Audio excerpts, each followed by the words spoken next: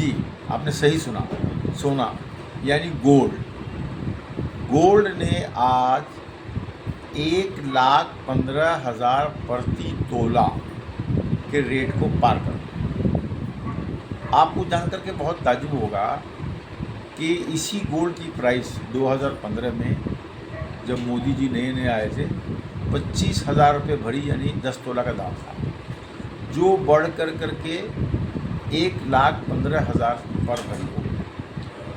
और उसके पहले 2010 में सोने का दाम 18,500 रुपया था, जो 2025 में बढ़ के 25,000 तोला हुआ। इसमें लगभग 6,500 की वृद्धि हुई।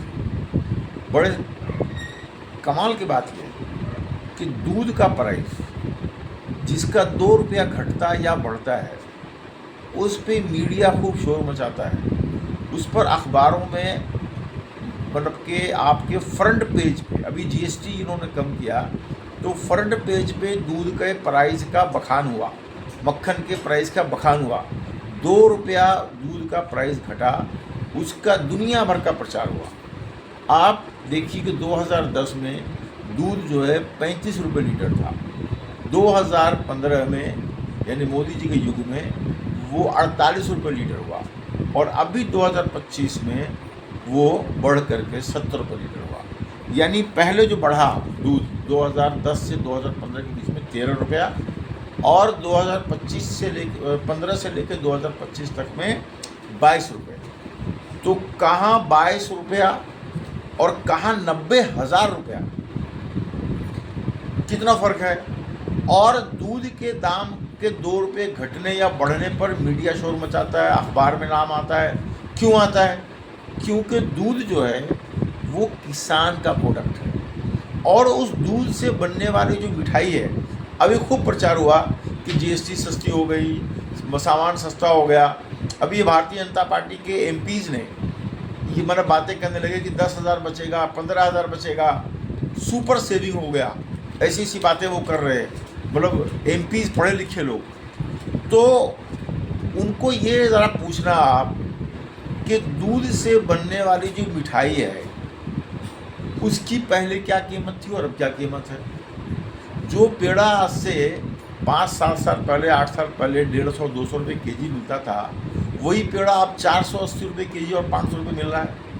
जो रसगुल्ला या जो मिठाई मोटा मोटी आप समझ लें, जिसका दाम 150, 200, 300, हद से 400 रुपये जो बढ़िया मिठाई मिलती थी, आज वो मिठाई 1,500-1,600 रुपये केजी है। तो जब दूध का दाम 2 रुपये बढ़ता है तो मीडिया उसको शोर मचाता है। जब मिठाई का दाम 300 रुपये से 1,600 रुपये हुआ तो किसी ने नहीं बोला। क्यों? ये आप ज़रूर सोचिएगा, आखिर ऐसा क्यों है। वो ऐसा इसलिए है कि देश का किसान, देश का मजदूर, देश का पिछड़ा, देश का दलित, देश का माइनॉरिटी वो दूध का पैदावार करता है, और उस पैदावार को ला करके मार्केट में बेचता है। उसके प्राइस में अगर 2 रुपये की बढ़ोतरी हो जाए तो हमारा जो कुलीन समाज है, जो व्यापारी वर्ग है, या मैं तो कहूँगा कि ये जो गोदी मीडिया है, ये शोर मचाता है कि 2 रुपये महंगा हो गया, 2 रुपये महंगा हो गया। मगर जब मिठाई का दाम 300 से 1,600 रुपये हो गया तो उस मीडिया ने चुप्पी साध ली, उसने कभी कुछ बात नहीं बोली। तो ये अपने आप में ऐसा क्यों है भारत हमारे देश में कि किसानों की, जहाँ प्रधानमंत्री बात कर रहे थे कि किसानों की आय हम 2022 तक में दुगनी कर देंगे, आज सही माने में किसान जो भी धंधा करता है, जो भी पैदा करता है, जो भी चीज़ बनाता है, जो भी चीज़ उपजाता है, उसके दाम में बहुत ज़्यादा बढ़ोतरी नहीं होती, बल्कि उसका धंधा घाटे का धंधा है, घाटे का सौदा है। और वो जिस व्यापारी को आगे बेचता है, वो व्यापारी 400, 500, 800% का मुनाफा कमाता है। जहाँ किसान घाटे का सौदे में कर रहा है, वहाँ उसे इतनी प्रॉफिट होती है। मैं आपको एक चीज़ और बताता हूँ।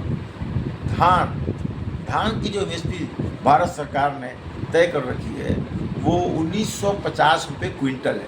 सीधे सीधे बोलें तो 19 रुपये 50 पैसे प्रति किलो। अभी उन्होंने थोड़ा सा पीछे उसको थोड़ा बढ़ाया, 1.5 या 2 रुपये केजी बढ़ाया, और उसे 22 रुपये केजी किया। अब आप सोचिए, किसान 22 रुपये केजी धान बेचता है, और उस धान का चावल कितने का बिकता है? आप बताएं बासमती राइस का क्या कीमत है?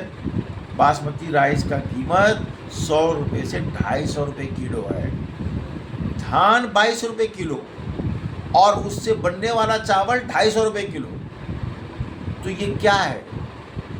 आप बताइए, ये कितनी बड़ी इनकम की डिस्पैरिटी है, ये कितनी बड़ी इनकम का एक तरह से खाई है, एक गैप है। मैं जो आपसे ये बातें उठा रहा हूँ आपके सामने, आपसे गुजारिश है, आपसे अनुरोध है कि आप इस चीज़ पर हमें बताइए कि आखिर इस चीज़ का क्या इलाज है।